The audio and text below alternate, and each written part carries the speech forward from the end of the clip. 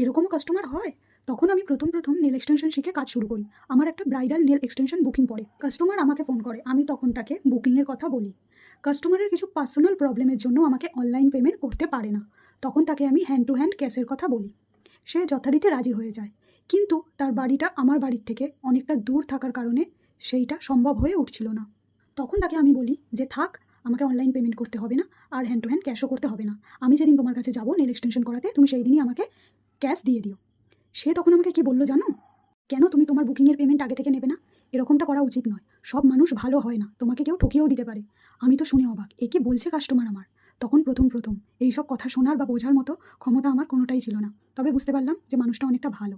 সে সত্যি একজনের হাত দিয়ে আমাকে টাকা পাঠিয়ে দিল।